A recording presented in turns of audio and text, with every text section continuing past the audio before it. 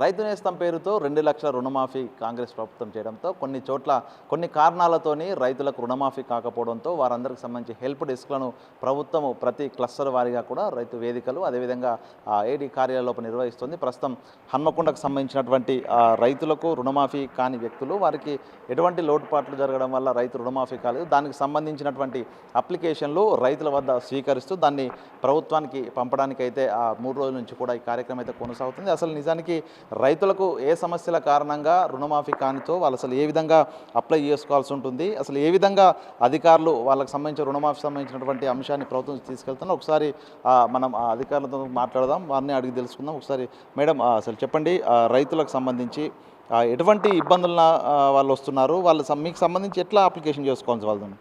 అందరికీ నమస్కారం. మా హన్మకొండ పరిధిలో గల రైతులందరూ ఎవరైతే పంట రుణాలు పొంది ఉన్నారో వివిధ బ్యాంకుల నుంచి వాళ్ళందరూ మా దగ్గరికి వాళ్ళు పట్టదారు పాస్ పుస్తకము మరియు వారి యొక్క Aadhaar card number, loan account number పట్టుకొచ్చి మా దగ్గర వెరిఫై చేసుకుంటున్నారు. వాళ్ళు ఏ సమస్యతో ఉన్నారా, లేకపోతే వాళ్ళకి ఎంతవరకు రుణమాఫీ అయిందని చెప్పి. ఆల్రెడీ గవర్నమెంట్ చెప్పిన దాని ప్రకారం అయితే 2 లక్షల వరకు అయితే అందరికీ రుణమాఫీ అయ్యింది. ఈ 1 లక్ష రూపు వాళ్ళకి రుణమాఫీ అయ్యింది. వాళ్ళందరూ రెన్యువల్స్ కూడా చేసుకుంటున్నారు వివిధ బ్యాంకులలో, వారికి సంబంధించిన బ్యాంకులలో. అయితే కొన్ని కారణాల వల్ల కుటుంబ నిర్ధారణ చేయాల్సి ఉంది. అంటే ప్రతి కుటుంబానికి 2 లక్షల వరకు మాఫీ కాబట్టి కుటుంబ నిర్ధారణ చేయాల్సి ఉంది అన్న కారణంతో కూడా కొంతమందికి పెండింగ్ ఉంది. దానికి మేము ప్రతి మండలంలో కూడా క్లస్టర్ లెవెల్లో రైతు వేదిక వద్ద కానీ మండల వ్యవసాయాధికారి కార్యాలయంలో కానీ గ్రీవెన్స్ సెల్ హెల్ప్ డెస్క్ ఏర్పాటు చేసి రైతుల దగ్గర నుంచి దరఖాస్తు అనేది తీసుకుంటున్నాము. వాళ్ళు దీనికి వాళ్ళ యొక్క ఆధార్ కార్డు, అంటే వాళ్ళ కుటుంబంలో ఉన్న వాళ్ళ సభ్యులందరి ఆధార్ కార్డులు, వాళ్ళు ఎక్కడైతే పంట రుణం తీసుకున్నారో ఆ బ్యాంకు నుంచి లోన్ అకౌంట్ నంబరు, పట్టాదారు పాస్ పుస్తకము, ఇవన్నిటితో మేము ఈ విధంగా వాళ్ళ ఒక దరఖాస్తు ఫామ్ అయితే తీసుకుంటున్నాము.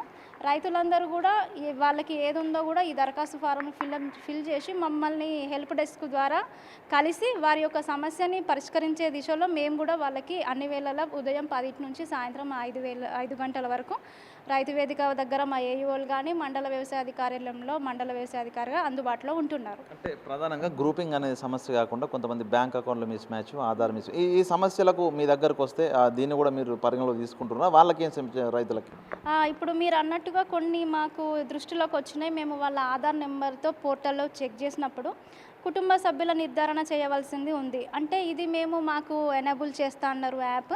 ఇది జరుగుతూ ఉంది. ఈ 2-3 రోజుల్లో మేము ఫీల్డ్ మీదకి వెళ్ళి సర్వే చేసి కూడా ఇది చేసే ప్రయత్నం చేస్తున్నాము. దరఖాస్తు ఫామ్లు కూడా వస్తున్నాయి.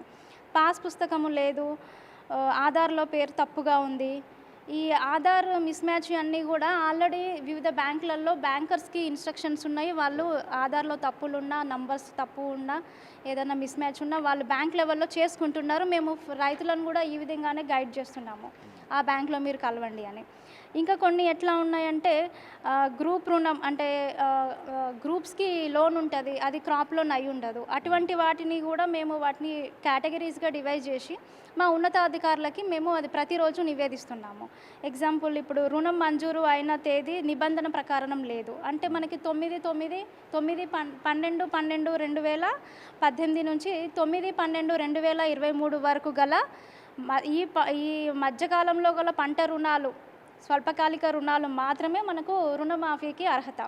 ఇటువంటివి లేని కూడా మనకి కొంతమంది వస్తున్నారు. అటువంటి వాళ్ళకి మేము కూడా గైడ్ చేయడం జరుగుతుంది. వాళ్ళు రైతులు ఏ విధమైన ఇబ్బందితో వచ్చినా కూడా మేము వాళ్ళ నుంచి దరఖాస్తు తీసుకుంటున్నాము. మా ఉన్నతాధికారులకు ఎల్లవెల్లలా అదే రోజు మేము తెలియపరుస్తున్నాము. మీకు సంబంధించి రైతులకు రుణమాఫీ కాని వాళ్ళు మీ దగ్గరికి ఏదైనా ప్రొఫామా ఉందా? అసలు వాళ్ళు ఏ విధంగా మీకు అప్లై చేసుకోవాల్సి ఉంటుంది? వాళ్ళకి ఏ అప్లికేషన్ ఏమైనా అందుబాటులో ఉంటుంది? అప్లికేషన్ లేదు, మేము తెల్ల పేపర్ మీద కూడా వాళ్ళ సమస్యను రాసిచ్చిన డాక్యుమెంట్స్ తీసుకొని మేము అది దరఖాస్తు లాగానే తీసుకుంటున్నాము.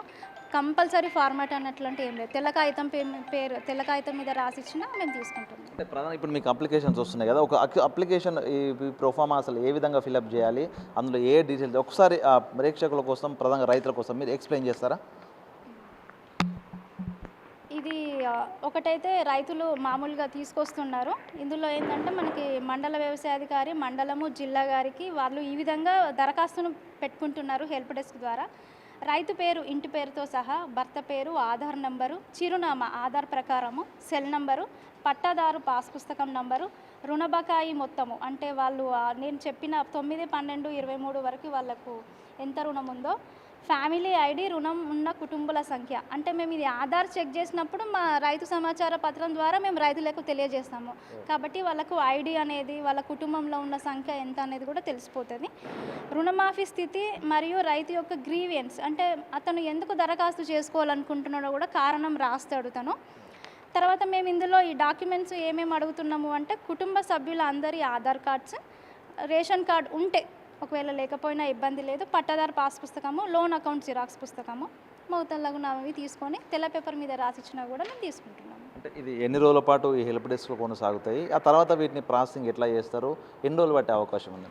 మేము గత జూలై మాసం నుంచి ఎప్పుడైతే రుణమాఫీ ఉందో అప్పటి నుంచి హెల్ప్ డెస్క్ అనేది నడుస్తూనే ఉంది ప్రతిరోజు. ఇది రుణమాఫీ ప్రక్రియ అనేది ఈరోజు రేపటితో అయిపోయేది కాదు, ఇది కంటిన్యూస్. గవర్నమెంట్ మనకు ఇది ఎప్పటి వరకు ఉంచుతుందో అప్పటి వరకు హెల్ప్ డెస్క్ ఉన్నతాధికారుల ఆదేశాల వరకు నడుస్తూనే ఉంటుంది.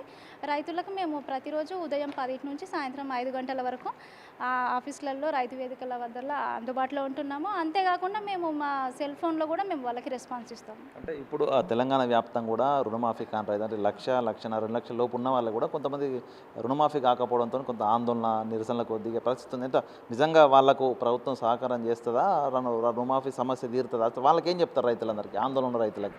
నేను నా మండల పరిధి వరకే జవాబు చెప్పగలను. నా మండల పరిధిలో అయితే ప్రస్తుతానికి 2 లక్షల లోపు వాళ్ళు ఒక 70 మందే ఉండరు. మాది అర్బన్ కాబట్టి చాలా తక్కువ ఉంటుంది సంఖ్య.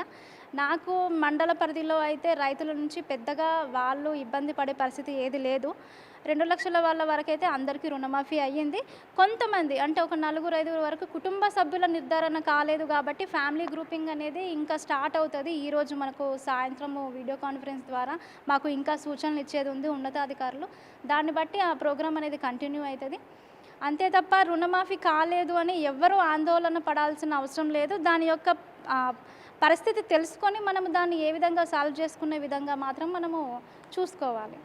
Okay, thank you madam. ఇది ప్రధానంగా తెలంగాణలో రైతు రుణమాఫీకి సంబంధించి కూడా అప్లికేషన్స్, రైతులకు సంబంధించి కూడా అప్లికేషన్స్ అయితే తీసుకున్నారో దానిలో గ్రీవెన్స్ సెల్స్ నిర్వహిస్తూ కూడా రైతులు ఎవరికైతే రుణమాఫీ కాలేదో వారందరికి సంబంధించిన ఎందుకు కాలేదు, వారి సమస్యలు ఏందనే దానిపై పూర్తి డీటెయిల్స్, రైతుకు సంబంధించిన డీటెయిల్స్, వాళ్ళ ఫ్యామిలీకి సంబంధించినటువంటి డీటెయిల్స్ అన్నీ కూడా తీసుకుంటూ వారికి సంబంధించినటువంటి ప్రాబ్లమ్స్ ఏదైనా ప్రభుత్వానికైతే నివేదిక పంపే అవకాశం కనిపిస్తుంది. దీంతో వారి సమస్యలు ఏ విధంగా ఉన్నాయి, వాటికి సంబంధించి రుణమాఫీకి అర్హులు అవుతారా లేదా అనే దానిపై క్లారిటీ వచ్చిన తర్వాత కూడా ఎవరికైతే ఇప్పుడు రుణమాఫీ కాలేదో వాళ్ళందరికీ రుణమాఫీ చేసే అవకాశం కనిపిస్తుంది. అయితే దీనికి సంబంధించి కొన్ని నిబంధనలు ఉన్న నేపథ్యంలో ఆ నిబంధనలకు అనుగుణంగా ఉన్న రైతులకు మాత్రమే ఈ యొక్క రుణమాఫీ అందించేందుకైతే ప్రభుత్వం సిద్ధంగా ఉంది. ఇక రైతులు ఎవరు ఆందోళన చెందాల్సిన పరిస్థితి లేదు.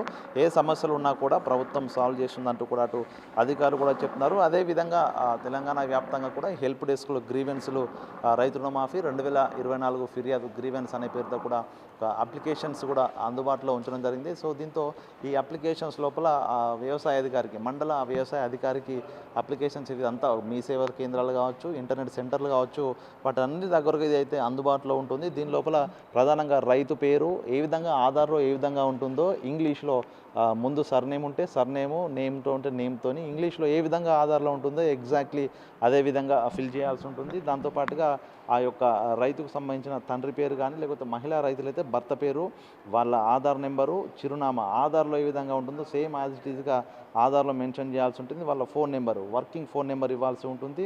దాంతోపాటుగా పట్టాదారు పాస్ పుస్తకం నెంబర్ ఉంటే పట్టాదారు పాస్బుక్ ఉంటే పాస్బుక్ నెంబర్ మెన్షన్ చేయాల్సి ఉంటుంది. రుణ బకాయిల మొత్తం కుటుంబం మొత్తానికి కలిపి కూడా డిసెంబర్ 9, 2023 నాటికి కుటుంబ సభ్యులందరికీ కలిపి 5 కుటుంబ సభ్యులు ఉంటే 3 పేరు మీద లోన్ ఒకవేళ ఉంటే మాత్రం అందరికి కలిపి 2 లక్షల లోపు ఉందా, 2 లక్షల మినహా ఎక్కువ ఉందా పూర్తి స్థాయిలో మెన్షన్ చేయాల్సి ఉంటుంది. ఆ తర్వాత ఫ్యామిలీ ఐడి, రుణం ఉన్న కుటుంబ సభ్యుల సంఖ్య, అందులోపల ఒక ఫ్యామిలీ ఐడి ఇస్తారు లోన్ తీసుకున్నప్పుడు, ఆ ఐడి, దాంతోపాటుగా ఎంతమంది కుటుంబ సభ్యులు ఉన్నారు, దాంతోపాటు రుణమాఫీ స్థితి, రైతు గ్రీవెన్స్ ఎందుకు ఇస్తున్నారు, రైతు రుణమాఫీ కాలేదా, ప్రాబ్లం ఏముంది, 2 లక్షల లోపు ఉన్న రుణమాఫీ కాకపోతే అది మెన్షన్ చేయొచ్చు. ఒకవేళ ఆధార్ నెంబర్ మిస్ మ్యాచ్ అవుతే ఆధార్ నెంబర్ రాయొచ్చు. బ్యాంకు లోపల నెంబర్ కనిపించట్లేదు అనుకుంటే ఆ సమస్య ఏందని దాదాపు 12 రకాల సమస్యలు ఉన్నాయి. వాటిలో దేని కారణంగా వాళ్ళకి రుణమాఫీ కాలేదో, వారికి ఏ విధమైనటువంటి బ్యాంకు నుంచి రెస్పాన్స్ వచ్చిందో ఆ రెస్పాన్స్ని ఇక్కడ రాయాల్సి ఉంటుంది. దీంతో పాటుగా కుటుంబ సభ్యులందరి ఆధార్ కార్డులు, కొత్తగా ఆన్లైన్ రేషన్ కార్డు, ఒకవేళ కొత్త రేషన్ కార్డు రాకపోయి ఉంటే ఆన్లైన్లో అప్లై చేసినటువంటి రేషన్ కార్డు, అదేవిధంగా పట్టదారు పాస్ పుస్తకము, బ్యాంకు లోన్ తీసుకున్నటువంటి పాస్ పుస్తకము, పూర్తిగా డిసెంబర్ 9 వరకు మొత్తంగా ఎన్ని రుణాలు తీసుకున్నారు దానికి సంబంధించినటువంటి స్టేట్మెంట్, మధ్యలో వీళ్ళు ఇంట్రెస్ట్ కూడా పేమెంట్ చేస్తారు కాబట్టి దానికి సంబంధించిన స్టేట్మెంట్. ఎందుకంటే లక్షలోపు రుణం తీసుకున్నా, 2 లక్షల రుణం తీసుకున్నా, తర్వాత ఆ ఇంట్రెస్ట్తో కలిపి 2 లక్షలు దాటిపోయి ఉంటుంది, అది వాళ్ళు వడ్డీ చెల్లించి ఉంటారు. అంటే 2 లక్షలు దాటిపోయింది అన్నట్టు అపోహలో ఉంటారు కాబట్టి స్టేట్మెంట్ ఇవ్వాల్సి. అంటే ఈ విధంగా మొత్తానికి ఈ తెలంగాణ వ్యాప్తంగా కూడా రైతులైతే ఎవరికైతే వివిధ కారణాల వల్ల ఈ రైతు రుణమాఫీకి అర్హులు కాలేకపోయారో వారందరికీ సంబంధించి రైతులు ఎవరు అధైర్యపడకుండా, ఆందోళన చెందకుండా ఈ ఫామ్ ఏదైతే ఆర్జీ గ్రీవెన్స్ ఫామ్ ఉందో రైతు రుణమాఫీ 2024 సంబంధించి ఈ గ్రీవెన్స్ ఫామ్లో ఫిలప్ చేసి ప్రతి క్లస్టర్ వారీగా ప్రతి రైతు వేదిక లోపల, అదేవిధంగా వ్యవసాయ శాఖ మండల అధికారి కార్యాలయం లోపల కూడా ఈ గ్రీవెన్స్ సెల్స్ కొనసాగుతున్నాయి. ఇవి నిరంతరంగా కొనసాగుతూనే ఉంటాయి. రైతులు ఎవరు కూడా అధైర్యపడకుండా వారికి సంబంధించిన కుటుంబ సభ్యుల వివరాలు, ఆ పట్టాదారు పాస్బుక్లు, బ్యాంకు పుస్తకాలు తీసుకొచ్చి జతపరిచి మండల వ్యవసాయ అధికారులకు అందజేస్తే దీనికి సంబంధించినటువంటి ఆ ప్రాబ్లం అంతా సాల్వ్ చేసి వారందరికీ రైతు రుణమాఫీ చేయించే విధంగా కూడా ప్రభుత్వం అయితే ముందుకెళ్తుంది. ఇది మొత్తానికి రైతు రుణమాఫీకి సంబంధించి ఇప్పటికే ప్రభుత్వం కూడా పలుసార్లు చెప్తూ వస్తుంది, ఏ ప్రాబ్లమ్స్ ఉన్నా కూడా సాల్వ్ చేస్తాం, ప్రతి ఒక్క అర్హులైన రైతులందరూ కూడా రుణమాఫీ చేస్తామంటూ కూడా చెప్తున్న నేపథ్యం లోపల ఈ యొక్క క్షేత్రస్థాయిలో గ్రీవెన్స్ సెల్స్ను ఏర్పాటు చేయడంతో రైతులందరూ కూడా తమకున్న సమస్యలను విన్నవించుకుంటూ ఏఓలకు కూడా తమ అప్లికేషన్ చేసుకున్న పరిస్థితి ఉంది. మొత్తానికి ఈ రుణమాఫీకి సంబంధించిన సమస్యలన్నీ కూడా త్వరలోనే ప్రభుత్వము సాల్వ్ చేసి రుణమాఫీ కానికుండా, నిబంధనలకు అనుగుణంగా ఉండి రుణమాఫీ కానికుండా ఉన్న రైతులందరూ కూడా రుణమాఫీ వర్తం చేసే విధంగా అయితే ముందుకెళ్తున్న పరిస్థితి కనిపిస్తోంది. వీడియో జర్నలిస్ట్ సంతోష్తో Venu Big TV Warangal. For more videos like this, subscribe Big TV channel.